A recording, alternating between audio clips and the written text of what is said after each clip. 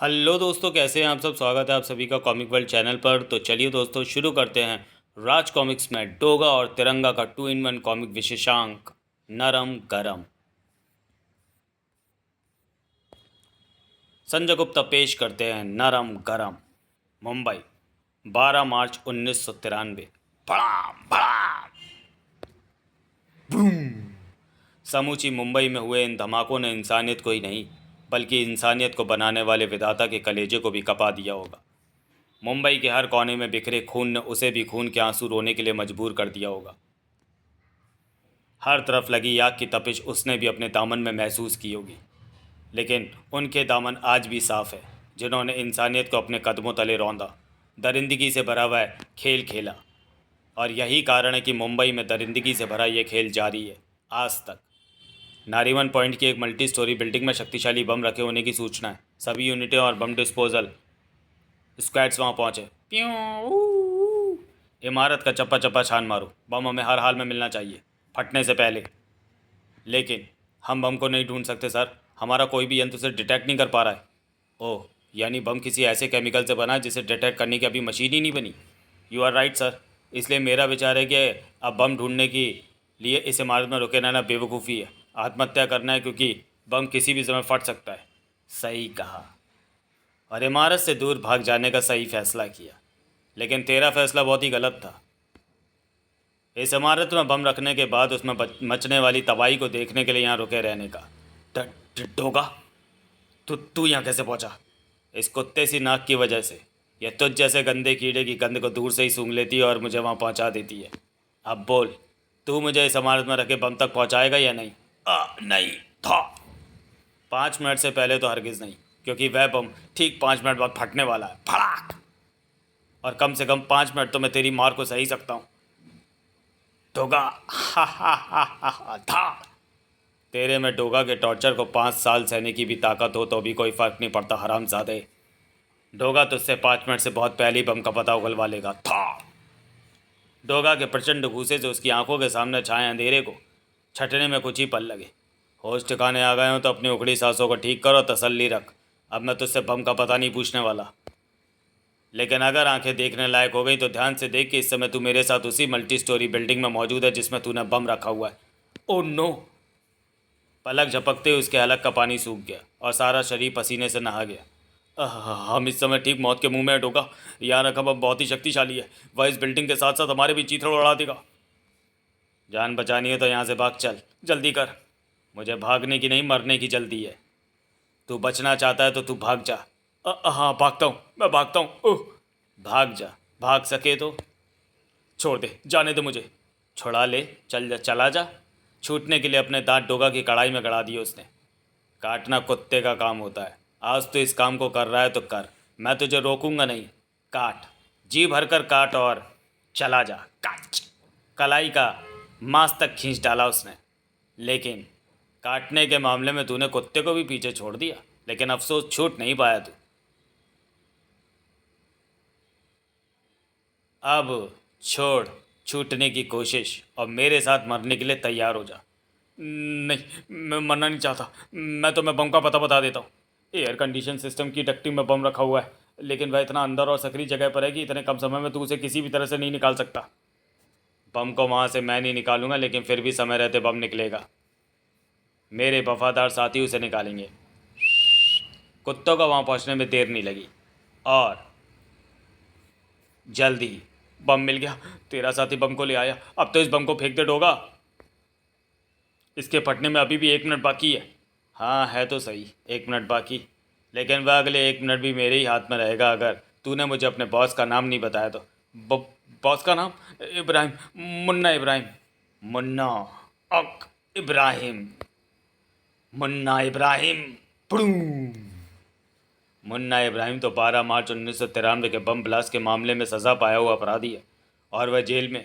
कहीं उस बदमाश ने मुन्ना इब्राहिम के बारे में झूठ तो नहीं बोला? नहीं, उसके चेहरे पर मौत का जो आतंक नज़र आ रहा था, उसके साए में कोई इंसान झूठ नहीं बोल सकता। लेकिन अगर वो सच था तो मेरा काम बढ़ गया, क्योंकि मुझे उस सच की गहराई में जाना होगा। कई विस्फोट छिपे हुए थे उस सच की गहराई में।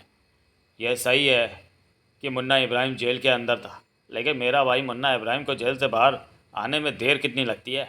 उसके ऊपर बड़े बड़े आकाओं के वे हाथ हैं जो चुटकी बजाते हैं तो सारे हिंदुस्तान की राजनीति में खलबली मच जाती है। उन्हीं हाथों ने मुन्ना इब्राहिम को जेल से छुड़ा लिया। ओह, इसका मतलब मुन्ना इब्राहिम इस बार भी मुंबई में 1993 जैसे धमाके करने करके मुंबई की नींव को हिला देना चाहता है। ऐसा नहीं होगा। डोगा ऐसा नहीं होने देगा, क्योंकि डोगा के हाथों से बचेगा नहीं मुन्ना इब्राहिम। तो नारीमन पॉइंट की मल्टी स्टोरी बिल्डिंग इसलिए मिट्टी में नहीं पिल पाई क्योंकि एन मौके पर डोगा वहाँ पहुँच गया था। हाँ मुन्ना भाई, और डोगा का वहाँ पहुँचना ये साबित करता है कि अब हम पिछली बार की तरह इस बार मुंबई में धमाके नहीं कर सकते। डोगा कुत्ते की तरह मैं यहाँ ढूंढेगा, और हो सकता है वह हम तक पहुँच भी जाए, और डोगा का हम तक पहुँचना हमारे लिए अच्छा नहीं होगा। मुन्ना भाई था, और कोई टाइम होता तो इस बात पर मैं तेरी मुंडी काट देता, लेकिन इस टाइम तो एकदम सही बोला। यह टाइम मेरे लिए नुकसान उठाने का नहीं है, क्योंकि चुनाव पास आ रहे हैं। इसलिए मेरे यहाँ का देश में कोई ऐसा बवंडर खड़ा करना चाहते हैं जिसके कंधों पर खड़े होकर वे चुनाव जीत जाए। इसलिए इस टाइम हमें डोगा से बचना होगा, हमें मुंबई छोड़नी होगी। ये आप क्या कह रहे हैं मुन्ना भाई? अगर हम मुंबई छोड़ देंगे तो फिर हम बवंडर कैसे खड़ा करेंगे? बवंडर तो खड़ा होगा मुंबई में नहीं तो किसी और शहर में। किस शहर में? मुंबई के बाद एक ही शहर ऐसा बसता है जहां अगर सुई भी गिरे तो सारे देश में बम का धमाका होता है, और वो शहर है दिल्ली। भागो! दिल्ली में अचानक उस समय भगदड़ मच गई जब दो अलग अलग स्थानों पर बम विस्फोट हुए। हालांकि ये दोनों बम विस्फोट अधिक शक्तिशाली नहीं थे और उनमें कोई हताहत नहीं हुआ है, लेकिन फिर भी देश की राजधानी में रेड अलर्ट घोषित कर दिया गया है और पुलिस को पूरी तरह सतर्क कर दिया गया है। प्रशासन ने दिल्ली वासियों को भी सतर्क रहने की अपील की है। अच्छा किया है, क्योंकि लोग जितने सतर्क होते हैं मुन्ना इब्राहिम को काम करने में उतना ही मज़ा आता है। हमारे द्वारा किए गए पिछले 2 धमाके कोई बड़ा हंगामा नहीं कर पाए। अब आगे क्या करने का इरादा है? एक ऐसा बड़ा बवंडर उठाएंगे जो पूरी दिल्ली के साथ साथ सारे देश को अपनी चपेट में ले ले, और ऐसा हंगामा करने के लिए मैंने जगह भी चुन ली है, पुरानी दिल्ली। क्योंकि पुरानी दिल्ली में ऐसा बवंडर उठाने के लिए ना मंदिरों की कमी है और ना मस्जिदों की। हम मंदिर में बम लगा चुके हैं मुन्ना भाई। मंदिर में धमाका करके ही हमारा काम चल सकता है, फिर मस्जिद में बम लगा कर अल्लाह का गुनाहगार क्यों बना? थॉड़ बेवकूफ़, हम मस्जिद के मौलवी नहीं आतंकवादी हैं। हम अल्लाह को नहीं शैतान को मानने वाले हैं। हमारे लिए मंदिर मस्जिद कोई अहमियत नहीं रखते। हमारा एक ही धर्म है, धमाके करना, चीथड़े उड़ाना, दहशत फैलाना। और ये सब मंदिर उड़ाने से होता है या मस्जिद उड़ाने से, हमें इससे कोई फ़र्क नहीं पड़ता। मुन्ना इब्राहिम के हाथ में थमे रिमोट का स्विच दबा और अगले ही पल फड़ा, एक साथ हुए कई धमाकों ने पुरानी दिल्ली का वातावरण गूंज उठा। और अभी वह गूंज पूरी तरह शांत भी नहीं हुई थी कि वातावरण में गूंज उठी रगों में दौड़ते खून को जमा देने वाली आवाज़ें, काटो मारो। और ये आवाज़ें अपने अपने घरों से निकले उन सैकड़ों लोगों की आवाज़ें थीं जिनके हाथों में थमे हथियार इस बात के घोतक थे कि वहाँ भड़क उठा है, काटो काटो मारो। दंगा। जिसने हमारे मंदिर को ढाया है वह नहीं बचेगा। हमारी मस्जिद को शहीद करने वालों को हम हरगिज़ नहीं छोड़ेंगे। अपने अपने धर्म के ये ठेकेदार क्या जानते थे कि किसने मंदिर को ढाया और किसने मस्जिद को शहीद किया है। उन्हें तो अपने धर्म की रक्षा करने और एक दूसरे का खून बहाने से मतलब था। खून बहा भी, खच खच। लेकिन ये क्या? ये जिसका खून बह रहा है वह तो है तिरंगा। हाँ दोस्तों, तुम्हारे हाथों से खून में रगने वाला तिरंगा ही है। तिरंगा। वैसे अगर मैं चाहता तो इन खंजरों को तुम्हारे हाथ से छीनकर फेंक भी सकता था, इनसे तुम्हारा भी खून बहा सकता था, लेकिन फिर भी मैंने इन खंजरों को अपने शरीर में धंसने दिया। और ऐसा मैंने ये दिखाने के लिए किया कि इस देश की धरती पर खून चाहे हिंदू का गिरे या मुसलमान का, लहू का दाग तो तिरंगे पर ही लगता है। और हैवानियत का शिकार चाहे राम हो या रहीम, लाल भारत माँ का ही मरता है। यानी तुम कहना चाहते हो कि हमारी मस्जिद में बम इन्होंने नहीं रखा, हमारे मंदिर को इन्होंने नहीं गिराया? हाँ, मैं यही कहना चाहता हूँ। मंदिर और मस्जिद में बम रखने वाले जो भी थे वे कोई हिंदू या मुसलमान नहीं थे, वे आतंकवादी थे, अमन और शांति के दुश्मन। और ऐसे लोगों का कोई मज़हब नहीं होता, कोई ईमान नहीं होता। लेकिन आप सबको तो मज़हब, आप सबका तो मज़हब है, आप सबका तो ईमान है। अपने उसी मज़हब और ईमान पर कायम रहो, अपने अपने धर्म ग्रंथों में लिखी शिक्षाओं को मानो, बंद करो इंसानियत का खून बहाना और वापस लौट जाओ। तिरंगा तो तू है तिरंगा। अच्छा हुआ तू मरने के लिए खुद ही यहाँ आ गया। आज तू यहाँ से चिथड़े चिथड़े होकर जाएगा। तू ऐसी कोशिश कर सकता है मुन्ना इब्राहिम, लेकिन सोच ले, ऐसी कोशिश करने के लिए जैसे ही तू मेरी तरफ कदम बढ़ाएगा वैसे ही मेरे साथ आई ये हिंदू मुसलमान तेरी और तेरे साथियों की बोटियां नोच डालेंगे, क्योंकि ये सभी कुछ बर्दाश्त कर सकते हैं लेकिन तिरंगा के अपमान को बर्दाश्त नहीं कर सकते। ओ नहीं। तिरंगा के साथ आई हजारों की भीड़ ने मुन्ना इब्राहिम और उसके साथियों के हाथ पांव फुला दिए। जल्दी उन हाथ पांवों में पुलिस की हथकड़ियां और बेड़ियां पड़ी हुई थी। दिल्ली में मुन्ना इब्राहिम के गिरफ्तार होने की खबर ने मुंबई में बैठे सूरज के जबड़ों को कस दिया था। ओह, तो मुन्ना इब्राहिम मुंबई से भाग दिल्ली में अपना खेल खेल रहा है और वो तिरंगा की वजह से गिरफ्तार भी हो गया है। लेकिन ये कोई चैन की सांस लेने वाली बात नहीं, क्योंकि मुन्ना इब्राहिम जैसे आदमी को जेल की कोठरी की दीवारें कैद करके नहीं रख सकती। उस जैसे आदमी को तो सिर्फ एक ही जगह की दीवारें कैद रख सकती हैं, कब्र की दीवारें। और उसे कब्र की दीवारों में सिर्फ डोगा कैद कर सकता है, और उसके लिए डोगा को दिल्ली जाना होगा। सूरज और डोगा जो मुंबई में सोच रहा था वो दिल्ली में घट रहा था। ये क्या है वकील साहब? मुन्ना इब्राहिम की जमानत के कागजात। मुन्ना इब्राहिम जानता था कि पुलिस उसे किसी तरीके से फंसा सकती है, इसलिए उसने अदालत में पहले से ही अपनी जमानत की अर्जी दे रखी थी, जिसे मंजूर करके अदालत ने मुन्ना इब्राहिम को पहले से ही जमानत दे रखी है। यानी आप ये कहना चाहते हैं कि मुन्ना इब्राहिम बेगुनाह है? ये मैं नहीं कह रहा, अदालत कह रही है। लेकिन इसे तिरंगा जैसे देशभक्त ने पकड़ा है, तिरंगा गलत नहीं हो सकता। तिरंगा की देशभक्ति अदालत के आदेश से बड़ी नहीं है इंस्पेक्टर, और फिर कानून देशभक्ति के जज्बे से नहीं अदालती आदेशों से चलता है। और फिर मुन्ना इब्राहिम गुनाहगार या बेगुनाह, उसे जमानत देने वाली अदालत देखेगी। हा हा हा हा हा। हिंदुस्तान की किसी जेल में ऐसी सलाखें नहीं बनी जो मुन्ना इब्राहिम नाम के लावे को रोक सके। मुन्ना इब्राहिम सलाखों से बाहर आ गया और एक बार फिर अपने काम में जुट गया। मेरे आकाओं ने मुझे तुरंत ही छुड़ा लिया, और वो भी इसलिए ताकि मैं बिना कोई पल गंवाए अपना वह काम करूं जो उन्होंने मुझे सौंपा है। लेकिन मुन्ना भाई, वह काम करने के लिए अब दिल्ली भी ठीक नहीं है। यहाँ हमें रोकने के लिए तिरंगा मौजूद है, हमें किसी दूसरे शहर में जाना होगा। मुंबई से मैं इसलिए भागा क्योंकि डोगा था वहाँ। दिल्ली से मैं इसलिए भागूँ क्योंकि यहाँ तिरंगा मौजूद है। नहीं, अब मैं यहाँ से नहीं भागूंगा, बल्कि यहीं रहकर इसका इंतज़ाम करूँगा कि लाख चाहकर भी हमारे काम में अपनी टांग ना अड़ा पाए तिरंगा। साय। ओह, मुझ पर किसी ने खंजरों से वार किया है। किसने? मैंने। और मुझे खंजर कहते हैं। खंजर? ओह, तेरा मुझ पर इस तरह अचानक हमला करना बता रहा है कि तू अड़चन बनना चाहता है मेरी खोज में। तूने सब कुछ सही बोला, लेकिन ये गलत बोला कि मैं तेरी अड़चनें बनने आया हूँ। अरे पगले, खंजर अड़चन नहीं, तेरी मौत बनने आया है। और खंजर के ये खंजर तेरी मौत बनकर ही रहेंगे। इन्हें मैंने बचपन में ही अपने हाथों में फिट करवा लिए थे, तब जब रेल के नीचे आकर मेरे दोनों हाथ कट गए थे। तब से आज तक ये खंजर मेरे हथियार भी हैं और हाथ भी। खटाक। और अपने इन हाथों से मैंने इतने कत्ल किए हैं कि मैं गिनती ही भूल गया हूँ।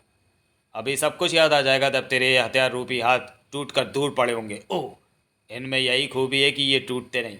ले, इनकी एक और खूबी देख। ओह, खंजर के हाथों में फिट खंजरों में तो बहुत से खंजर फेंकने की खूबी है। एक और खूबी भी है, और वो ये कि मेरा दुश्मन मुझसे कितना भी दूर हो, मेरे खंजर उसका गला काटने के लिए वहीं पहुंच जाते हैं। खच उफ। तेरे हाथ की ढाल तेरे खंजरों मेरे खंजरों को तेरा गला काटने नहीं देगी। इसे तेरे हाथों से छुड़ाना होगा। अपने खंजरों में मौजूद करंट मारने वाली खूबी का इस्तेमाल करते। आ उफ। करंट के तेज झटके ने तिरंगा की ढाल को उसके हाथों से निकाल दिया। अब तेरा बचना बहुत मुश्किल है तिरंगा, क्योंकि अब मेरे खंजरों और तेरी मौत के बीच और कोई है, और कोई नहीं है। उफ, इसके खंजर कह डा रहे हैं। और ऐसा करके ये अपने उस उद्देश्य में लगभग सफल हो गया है जिसके लिए ये मेरे रास्ते की अड़चन बन रहा है। मुझे इसकी सफलता को असफलता में बदलना है, नहीं तो इसकी यह सफलता इस शहर की तबाही का कारण बन जाएगी। तिरंगा का सोचना सही था। खंजर की सफलता सचमुच दिल्ली में मचने वाली तबाही का कारण बनने जा रही थी। अगर आप तिरंगा को रोकने के लिए खंजर को इस शहर में नहीं बुलवाते मुन्ना भाई, तो हम दिल्ली के अलग अलग इलाकों में बमों को हरगिज़ ना लगा पाते। बकवास मत कर, काम की बात कर। बम कहाँ कहाँ लगाए? कनाट प्लेस के पालिका बाज़ार में, जामा मस्जिद के मीना बाज़ार में, बिरला मंदिर के सामने वाली पार्किंग में, लाजपत नगर और करोल बाग की मेन मार्केट में, शादरा के घंटाघर में, नई दिल्ली और पुरानी दिल्ली रेलवे स्टेशनों के वेटिंग रूम में, और सुल्तानपुरी के मुख्य बारात घर में। गुड। यानी दिल्ली के चारों कोनों में बम फिट हो चुके हैं। दिल्ली में सीरियल बम ब्लास्ट करने के लिए बस ज़रूरत है इस रिमोट के कुछ स्विच दबाने की। दबा दबा। अगर तेरी उंगलियों में स्विच दबाने की ताकत है तो चिम। अगर तेरे हाथों में रिमोट का वजन थामे रखने की कुव्वत है तो टोगा टोगा दिल्ली में। तू अगर पाताल में भी चला जाता ना मुन्ना इब्राहिम, तो डोगा तेरे पीछे वहाँ भी आता, क्योंकि डोगा ने तुझे जहन्नुम रसीद करने की ठान ली है। ओ, तू क्या समझ रहा है डोगा? मुन्ना इब्राहिम कंचों से खेलता आया है। अरे बारूद से खेलता आया मुन्ना, बारूद से, खिलौनों की तरह, इसलिए च्यूं तड़ तड़ तड़ तड़। मुन्ना के लिए खिलौने से ज़्यादा कुछ नहीं है बारूद। ओह, मुन्ना इब्राहिम की सारी ड्रेस से गोलियों की बारिश हो रही है, यानी उसकी ड्रेस किसी मल्टी बैरल गन से कम नहीं है। मुझे इसकी ड्रेस की बरसात बरसती गोलियों से बचना है, और साथ ही उन गोलियों से भी जो उसके साथी बरसा रहे हैं। मुश्किलों ने डोगा को ही नहीं, तिरंगा को भी घेर रखा था। मुझे किसी भी तरह से खंजर के इन खंजरों के जाल से निकलना होगा, उसके खंजरों को जाम करना होगा। लेकिन कैसे? एक रास्ता है, इसके खंजरों को जाम करने का एक रास्ता है। वह छोटी क्रेन जिस पर लटका वह लोहे का गोल टुकड़ा, फिलहाल तो लोहा ही है, लेकिन अगर मैं उस क्रेन में घुसकर उसके अंदर मौजूद इसके कुछ फंक्शन चालू कर दूं, तो क्रेन से लटके उस लोहे के टुकड़े में करंट दौड़ेगा, और वह साधारण लोहे का टुकड़ा एक ऐसी इलेक्ट्रोमैग्नेट बन जाएगा जो लोहे की कील को भी तेज़ी से अपनी तरफ खींच लेता है, जबकि खंजर के हाथों में फिट खंजरों में तो लोहा ही लोहा है। उफ! खंजर जब तक कुछ समझ पाता तब तक वह हवा में लटका हुआ था, और जब हाँ तो खंजर प्यारे, अब तू बताएगा कि तुझे किसने भेजा था, और इस समय वह मुझे कहाँ मिलेगा। था जिसने खंजर को भेजा था वो इस समय डोगा को ऊपर भेजने की तैयारी में था। तड़ तड़ तड़ तड़ तड़। लेकिन उसे क्या मालूम था कि ऊपर भेजने का ठेका तो एक ही ठेकेदार ने लिया हुआ है। निसंदेह डोगा ही था वह ठेकेदार। च्यूं। और जब उस ठेकेदार ने अपना काम शुरू कर दिया था, च्यूं, मुन्ना इब्राहिम के सभी साथियों को ऊपर भेज चुका, तो रुका वो ठेकेदार। हाँ तो मुन्ना, क्या कहा था तूने? तू बचपन से खिलौनों की तरह बारूद से खेलता आया है। थाड़। आज डोगा तुझे बताएगा कि जो बारूद को खिलौना समझते हैं उनका अंजाम बुरा होता है। थाड़। बहुत बुरा। कुछ सेकंडों बाद ही तेरा हश्र देखकर तेरे जैसा कोई भी इंसान बारूद को खिलौना समझकर खेलने के सपने में भी नहीं सोचेगा। डोगा का हाथ बारूद के उस ढेर में चिंगारी लगाने के लिए बढ़ा, लेकिन पहुंच नहीं पाया, रुक गया। या यूं कहें कि रोक दिया उस आवाज़ ने। रुक जाओ डोगा, जो तिरंगा के कंठ से निकली थी। ये क्या करने जा रहे थे तुम? ओह तिरंगा, अच्छा हुआ तुम भी सही समय पर पहुंच गए। इस हरामजादे का बुरा अंजाम देखने के लिए जो मेरी मुंबई में अपना शैतानी खेल खेल कर तुम्हारी दिल्ली को तबाह करने आया है। अब तुम इसके शरीर के चीथड़े उड़ते हुए देखोगे। नहीं डोगा, तुम ऐसा नहीं कर सकते। मैं तुम्हें ऐसा नहीं करने दूंगा। हैरत से चौड़ी हो गई डोगा की आंखें। तिरंगा, तुम बचा रहे हो उसे जो लाशों को गिराना खेल समझता है, खून को पानी की तरह बहाना जिसका पेशा है। माना कि लाशें गिराना और खून को पानी की तरह बहाना इसका शौक है, लेकिन फिर भी ये एक इंसान है, और मेरी आंखों के सामने एक इंसान दूसरे इंसान को मारी, ये मुझे हरगिज़ मंजूर नहीं। तो इंसान कह रहा है इसे, अरे यह कुत्ता है, और वो भी पागल। और पागल कुत्ते का सबसे अच्छा यही इलाज होता है कि उसे गोली मार दो। यही डोगा का कानून भी है। ये तेरी मुंबई नहीं है डोगा जहाँ तेरा कानून चलेगा, ये दिल्ली है, और दिल्ली में वो कानून चलता है जो सारे देश में चलता है, और दिल्ली में उस कानून का कोई उल्लंघन करे, डोगा अपना कोई दूसरा हथियार इस्तेमाल कर पाता। उससे पहले ही वातावरण में गूंजी सायरन की आवाज़ ने उनके कान खड़े कर दी। यह तिरंगा को हरगिज़ मंजूर नहीं। तिरंगा डोगा के एक हथियार को काट चुका था। डोगा अपना कोई दूसरा हथियार इस्तेमाल कर पाता, उससे पहले ही वातावरण में गूंजी सायरन की आवाज़ ने उनके कान खड़े कर दिए। पुलिस इधर ही आ रही है, फ्लैट छोड़कर मैंने ही बुलाई है, और अब जब पुलिस आ रही है तो तुम यहाँ एक पल भी नहीं ठहर सकते। बहुत पछताएगा। इस पागल कुत्ते को कानून के शिकंजे से बचाने के लिए इसके बहुत से रहनुमा आ जाएंगे। टोगा ने सही कहा था। मुन्ना इब्राहिम के गिरफ्तार होते हुए उसे बचाने वाले भी पहुंच गए, लेकिन सर, तिरंगा ने उसे खुद गिरफ्तार किया है। ये तिरंगा को इतनी पावर किसने दी कि वह किसी को भी गिरफ्तार कर सके? क्या वह पुलिस का कोई अफसर है? क्या उसके पास गृह मंत्रालय से कोई ऐसी परमिशन है कि वह जब चाहे जिसे चाहे गिरफ्तार कर सकता है? वो सर, तिरंगा ने मुन्ना इब्राहिम के खिलाफ कंप्लेंट की है कि उसने इस शहर में बम रखे हैं। बड़ा रबिश। तिरंगा की कंप्लेंट पर तुमने मुन्ना इब्राहिम जैसे शरीफ शहरी को गिरफ्तार कर लिया। अगर मुन्ना इब्राहिम कंप्लेंट करे कि वे बम तिरंगा ने रखवाए थे, तो क्या तुम उसे गिरफ्तार कर लोगे? बट सर, मेरे ख्याल से तिरंगा की या तो मुन्ना इब्राहिम से कोई जाति दुश्मनी है, या फिर वह अपने किसी फ़ायदे के लिए उसे फंसाना चाहता है, तभी वह बार बार मुन्ना इब्राहिम से जा बढ़ता है। हम इसकी उच्च स्तरीय जांच कराएंगे। तुम फिलहाल मुन्ना इब्राहिम को रिहा करो, समझे? Okay sir. शान से चलता हुआ हवालात से बाहर आया मुन्ना इब्राहिम। उसका स्वागत करने वाले आंखें बिछाए उसका इंतज़ार करते मिले। वेलकम मुन्ना भाई, मेरे स्वागत में ये गाड़ी और आप सब, इसका मतलब मुझे आका ने बुलाया। बिल्कुल सही समझे तुम। सर इस समय दिल्ली में ही हैं और तुमसे मिलने के लिए बेताब हैं। आओ बैठो। आओ मुन्ना भाई, आओ। हम बड़ी देर से तुम्हारे दीदार में आके बिछाए बैठे हैं। मैं खूब जानता हूँ इस देश की भोली भाली जनता को। कई कई घंटे इंतज़ार करने वाले तुम जैसे बड़े बड़े नेता आके बिछाकर क्यों हम जैसे आतंकवादियों का इंतज़ार करते हैं। हम तुम जैसों के इशारों पर खून को पानी की तरह बहाते हैं, चलते फिरते इंसानों को चीथड़ों में बदलते हैं, दंगे करवाते हैं, बूथ कैप्चरिंग करते हैं, प्रतिद्वंदी कैंडिडेट्स की हत्याएं करके उन्हें रास्ते से हटाते हैं। बिल्कुल सही कहा तुमने मुन्ना भाई, लेकिन ये मत भूलो कि हमारे बल पर ही तुम ये सब करते हो, क्योंकि हम तुम्हें बेशुमार दौलत देते हैं, आधुनिक हथियार और बारूद मुहैया करवाते हैं, तुम जैसों को संरक्षण देते हैं, तुम्हें सलाखों के पीछे और फांसी के फंदे तक पहुंचने से बचाते हैं। और इसका जीता जागता सबूत हो तुम सैकड़ों हत्याएं कर चुके हो, देश भर में बमों के धमाके करके हज़ारों के चीथड़े उड़ा चुके हो, लेकिन फिर भी एक आतंकवादी की तरह जेल की काल कोठरी में बंद नहीं हो, बल्कि एक इज्जतदार शहरी की तरह हमारे सामने खड़े हो। मुन्ना भाई, हम सब एक ही थाली के बैगन हैं। अगर हमारे बिना तुम्हारा कोई अस्तित्व नहीं है तो तुम्हारे बिना हमारा भी कोई वजूद नहीं है। जज साहब ने यह बात बहुत कांटे की बोली। चलो इसी बात पर जश्न मनाएं। जश्न भी होगा, पहले काम की बात हो जाए। और काम की सबसे बड़ी बात यह है कि चुनाव एकदम पास आ गए और अभी तक तुम ऐसा कोई बवंडर खड़ा नहीं कर पाए हो जिसे मुद्दा बनाकर चुनाव में जीत हासिल की जा सके। मैंने अपनी तरफ से कोई कसर नहीं उठा छोड़ी है, लेकिन तिरंगा है कि मेरा पीछा ही नहीं छोड़ता। सही कहा, और उसी कारण मैं तेरे पीछे यहाँ तक आ पहुँचा हूँ। तिरंगा तू यहाँ? हाँ, तुझे एक बार फिर गिरफ्तार करवाने के बाद जब मुझे पता चला कि तुझे एक बार फिर छोड़ दिया गया है, तो मेरे दिमाग में सिर्फ एक ही बात आई कि बार बार तुझ पर हाथ डालने से कुछ नहीं होगा। अगर तुझे ख़त्म करना है तो मुझे तेरे उन आकाओं तक पहुंचना होगा जो होगा तू जिनके इशारे पर काम कर रहा है और जिनके एक इशारे पर जेल तक के दरवाजे खुल जाते हैं। मैं तेरे पीछे लग गया और आ पहुंचा यहाँ तक। देश के बड़े बड़े नेता, जज और उद्योगपति जहाँ तेरे साथ मौजूद हैं। अब तू जेल की सलाखों के पीछे से कभी नहीं निकल पाएगा मुन्ना इब्राहिम, क्योंकि तेरे ये सभी आका भी तेरे साथ जेल की कोठरी को शेयर करेंगे। तेरा दिमाग खराब है तिरंगा, जो तू हमारी असलियत जान लेने के बाद यहाँ से जिंदा लौटने की सोच रहा है। अपने मतलब के लिए जब हम सारे देश को आग में झोंक देते हैं तो तुम क्या चीज़ हो?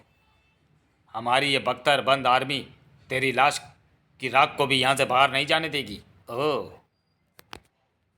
मेरा तो पता नहीं, लेकिन मैं तुम में से किसी को भी यहाँ से बाहर नहीं जाने दूंगा, क्योंकि मैं चाहता हूँ कि यहाँ पहुँचने वाली पुलिस तुम सबको यहीं रंगे हाथों गिरफ्तार करे।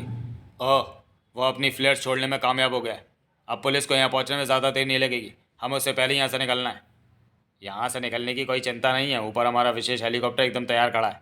बस ज़रा इस खेल को देख लें जो तिरंगा और उसकी मौत के बीच खेला जा रहा है, और जिसमें मौत जीतने वाली और तिरंगा अपनी ज़िंदगी हारने वाला।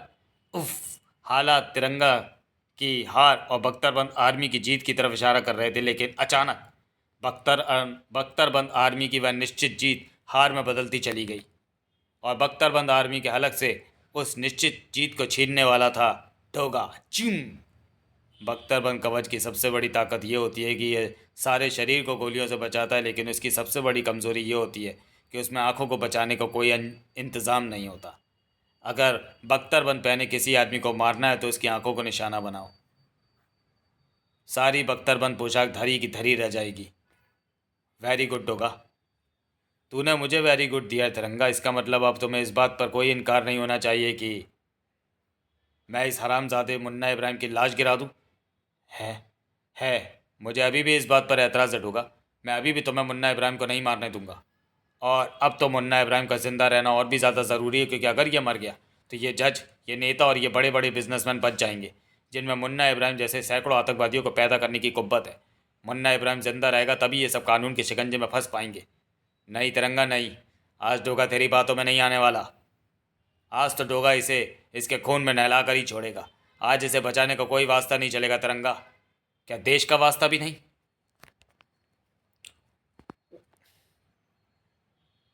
उस वास्ते ने डोगा को हतप्रभ कर दिया। हाँ डोगा, देश के वास्ते, तिरंगा की लाज के वास्ते, क्योंकि अगर तूने इसे मार दिया तो ये सारे सबूत भी मर जाएंगे जो देश को खोखला करने वाले इन देशद्रोहियों के असली चेहरे को देश की जनता के सामने लाएंगे। अब मैं ये फैसला तुझ पर छोड़ता हूँ डोगा कि तू मुन्ना इब्राहिम को मारता है या छोड़ता है। डोगा के फूलते पिचकते जबड़े बता रहे थे कि उसके लिए फ़ैसला करना मुश्किल था, लेकिन फ़ैसला तो करना ही था, और फ़ैसला नरम तिरंगा के पक्ष में ही हुआ। होता भी कैसे नहीं, सवाल देश के तिरंगे का जो था। और डोगा जैसा हिंदुस्तानी भला देश पर आंच कैसे आने देता, तिरंगा पर बदनुमा दाग कैसे लगने देता। देश के लिए तिरंगा के वास्ते छोड़ता हूँ इसे, इसकी अगली वारदात तक। सायरन की आवाज़ बता रही है कि पुलिस यहाँ पहुँचने वाली है, तुम सबको गिरफ्तार करने के लिए। उफ, पुलिस को यहाँ पहुँचने में थोड़ी देर बाकी है, हम सबके लिए इतना समय काफ़ी होगा तेरे बुरी तरह से घायल शरीर को संभाल लेने के लिए। था उफ। तिरंगा ने उनका विरोध तो किया, लेकिन घायल शरीर का वह विरोध देर तक कायम नहीं रहा। उफ, ये हमारे शिकंजे में बुरी तरह फंस गया, क्या करूँ इसका। हमारे पास ये सब सोचने का टाइम नहीं है, पुलिस लगभग यहाँ पहुँच चुकी है, फिलहाल भागो यहाँ से। तिरंगा को अपने साथ लेकर सभी हेलीकॉप्टर में आओ, जल्दी जल्दी। अब हम दिल्ली से काफ़ी दूर राजनगर के आकाश में उड़ रहे हैं। शुक्र है कोई हमारे पीछे नहीं है। क्यों नहीं है? मौत है ना तुम्हारे पीछे। दोगा, तू तू इस हेलीकॉप्टर में? मौत कहीं भी पहुंच सकती है मुन्ना, ये तो सिर्फ हेलीकॉप्टर है। था, अब खोपड़ी टूटने की बारी है। नहीं डोगा, तुमने इसे तिरंगा के वास्ते छोड़ा है। हाँ, छोड़ा था, साथ ही ये भी कहा था अगली वारदात तक इसे जिंदा रहने का कोई अधिकार नहीं। उफ, ब्रूम ब्रूम, तुम छपाक। ये तूने क्या किया डोगा? मैंने जो किया सही किया, और देख ले तेरी दिल्ली से बाहर किया। राजनगर आपका स्वागत करता है। समाप्त। तो चलिए दोस्तों, वीडियो यहीं समाप्त करते हैं और मिलते हैं राज कॉमिक्स की किसी अगली कॉमिक्स में अगले वीडियो में। तब तक के लिए धन्यवाद।